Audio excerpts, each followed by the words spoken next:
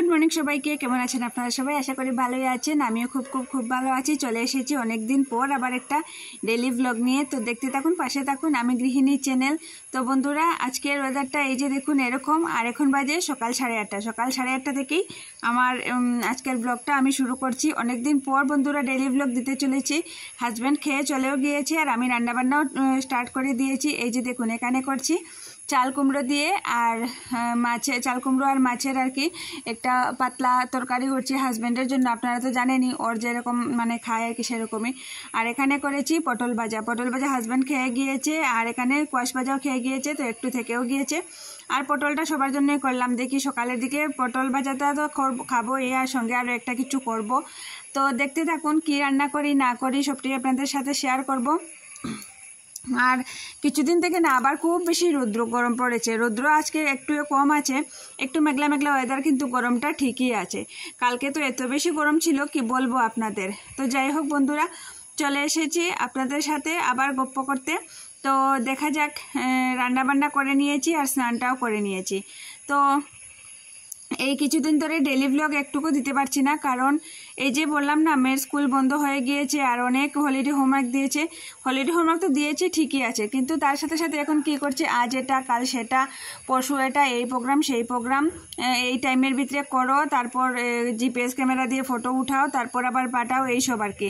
তো আজকেও ঠিক সেরকমই একটা প্রোগ্রাম আছে ওদের, একটু পরেই শুরু হবে কি কাল বিকালবেলায় দিয়েছে, মানে যে প্রজেক্টটা আছে সেই প্রজেক্টটা আর কি আজকে মানে বেলা 11টার ভিতরে সেটা জিপিএস ক্যামেরা দিয়ে ফটো উঠিয়ে তারপর পাঠাতে হবে। তো মেয়ে সকাল থেকে উঠেই স্নান টান করে নিয়েছে আর ওর কাজে লেগে গিয়েছে। তো আমি একটু মোবাইলটা নিয়েছি যে ভিডিওটা করি, তারপর তোকে দিচ্ছি। তো বললাম যে খেয়ে নে, বলছে কি না এখন খাবো না, ফটোগুলো আগে পাঠিয়ে নেই তারপর খাবো।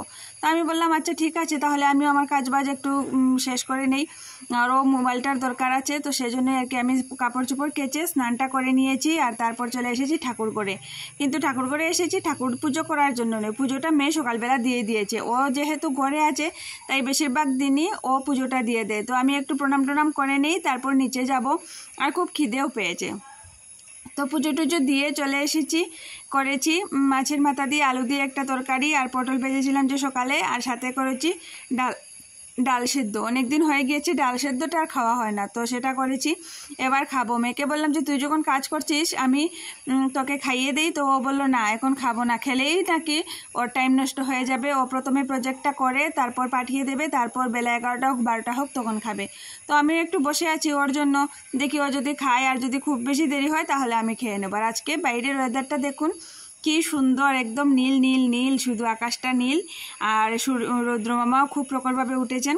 তো গুড ইভিনিং বন্ধুরা, চলে এসেছি একদম বিকালবেলা। তারপর মেয়ে কাজবাজ করে মেয়ের খেতে খেতে প্রায় 12টা, কিন্তু আমি তার আগেই খেয়ে নিয়েছিলাম। তারপর একটু শুয়ে বসে দিন কাটিয়ে তারপর মেয়ের স্কুলের যে লেখাগুলো ছিল ও লিখছিল, আমি মানে পাশেই আর কি শুয়ে বসে থাকলাম আর কি। তো দুপুরবেলাও খাওয়া দাওয়া হয়েছে। তারপর ওই যে বললাম না ওর স্কুলের অনেক বেশি কাজ দিয়েছে, মোবাইলটার হাতে পাচ্ছি না, তো সেই জন্যই আর দিনের বেলা আর কোনো ধরনের কোনো ভিডিও করিনি। তারপর বিকাল মানে সন্ধ্যাবেলা ওকে বললাম যে এবার মানে মোবাইলটা আর মানে চার্জও তো থাকে না, ও যত সময় ওর লেখাগুলো লেখে চার্জ তো শেষ হয়ে যায়, তারপর যখন একটু মানে ও ফ্রি হয় চার্জে বসিয়ে রাখতে হয়, সেই জন্যই আর কি। তো একটু চার্জ হয়েছে, এবার দেখছি। তো আমি বললাম যে না ভিডিওটা তো কন্টিনিউ করতে হবে, একটু নেই মোবাইলটা, তো সেই বলেই আর কি।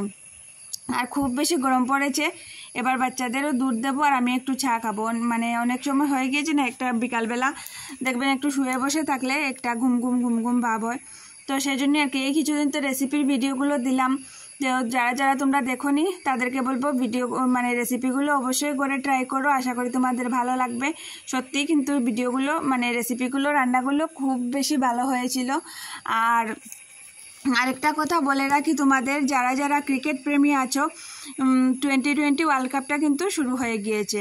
2020 ওয়ার্ল্ড কাপটা শুরু হয়ে গিয়েছে 2 জুন থেকে, আর 5 জুন ছিল ইন্ডিয়ার একটা খেলা ছিল, তো সেটাতে কিন্তু ইন্ডিয়া জিতেও গিয়েছে। খুব খুশি হয়েছি, কিন্তু তার থেকেও খুশি হব এই 9 জুন যদি ইন্ডিয়ারা জিতে যায় তাহলে খুব মানে খুশি হব, কারণ 9 জুন হলো ইন্ডিয়া পাকিস্তানের ম্যাচ আছে। 2020 ওয়ার্ল্ড কাপটা শুরু হয়েছে, তো এটা হলো মানে অন্য দেশের তো চলছেই ম্যাচগুলো, তো ইন্ডিয়ার এটা সেকেন্ড খেলা, আর পাকিস্তানের ফার্স্ট না সেকেন্ড সেটা বলতে পারবো না। তো যেহেতু বেশি দিন হয়নি, তো 9 জুন যারা যারা ক্রিকেট প্রেমী আছো তাদেরকে বলবো যে 9 জুন সন্ধ্যা 6টা থেকে শুরু হচ্ছে ইন্ডিয়া পাকিস্তানের T20 ওয়ার্ল্ড কাপ ম্যাচ। তো অবশ্যই তোমরা ওয়াচ করতে পারো।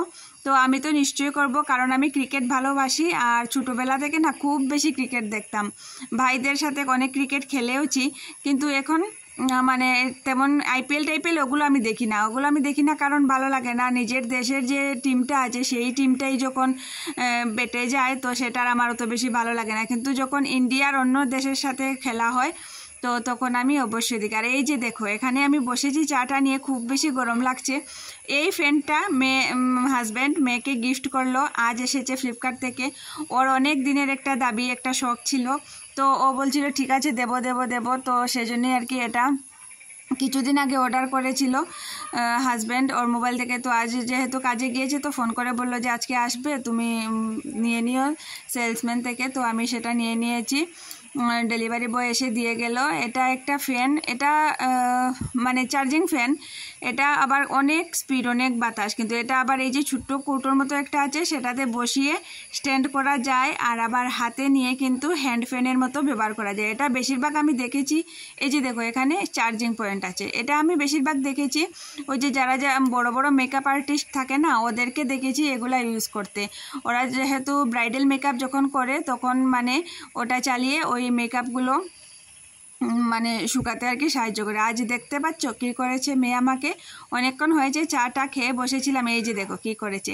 ওকে যেহেতু সবসময় আমি 2টো বেনুনি করে দেই, ও আজকে বললো কি আজকে আমি তোমাকে 2টো বেনুনি করে দেবো। তো আমি অনেকবারই না করেছি, তো না মেয়ে জিদ করেই বেঁধে দিল। তো আমিও আর কিছু বললাম না, যেহেতু ছোটো মানুষ ওদেরও তো একটু শখ টক হয়। তো আমি বললাম যে ঠিক আছে দিয়ে দাও, একটু পরে তো এমনিতেই খুলে নেব। তো ও আমাকে 2টো বেনুনি করে দিয়েছে। ওর যেহেতু আমার থেকে অনেকটাই চুল লম্বা, কারণ আমার চুলগুলো অনেক কার্লি, তো আমি আর সেভাবে মানে এগুলো লম্বাও হয় না, আর অনেক পরে শেষ হয়ে গিয়েছে। তো আমি শখ করেই ওর চুলগুলো কিন্তু লম্বা করছি, যত্ন করছি। ও তো ওর নিজেরটা কিচ্ছুই করতে পারে না, সবটাই আমার করতে হয়। তো আমি শখ করেই করছি। তো ওকে যেহেতু বেনুনি করে দেই রোজ, আর ওদের স্কুলের আবার নিয়ম আছে বেনুনি করেই যেতে হবে, 2টো বেনুনি। তো সেজন্যই ওকে বেনুনি করতে হয়। তো ও আজকে বললো কি আজকে আমি তোমাকে করে দেব, বেনুনি করে দিয়েছে। এগুলো বেনুনি না কি ওই জানি, এত জট ধরেছে চুলে, একটু পরে আমি এগুলো ছাড়িয়ে নেব। তো ওদিকে ভাত বসিয়ে দিয়েছি, রান্নাবান্নার আর তেমন কিছু নেই, একটু তরকারি থেকে গিয়েছে, আর মাছ ছিল। তো মেয়েকে বললাম মাছগুলো তরকারি করব না ভাজা করব, মানে খুব গরম পড়েছে তো জল ঢেলে লেবু দিয়ে তারপর খাওয়াটা মানে খুব ভালো লাগে গরম দিনে, বা পাতলা ডাল দিয়ে। তো ডাল আর করছি না, ও বললো না তরকারি যখন একটু আছে মাছটাই শুধু একটু লাল করে ভেজে দিয়েও হয়ে যাবে। তো সেটাই করে নিয়েছি, আর হাজব্যান্ডের তরকারি তো রয়েই গিয়েছে, আর আমাদের কিছু লাগবে না। ভাতটা বসিয়ে এবার অনেকগুলো বাসন জমেছে সেগুলো ধুয়ে নেব। তো ভিডিওটার খুব বেশি বড় করছি না, এখানেই শেষ করে দিচ্ছি। টাটা। আর হ্যাঁ, ওয়ার্ল্ড কাপটা কিন্তু দেখতে ভুলবে না, অবশ্যই দেখবে।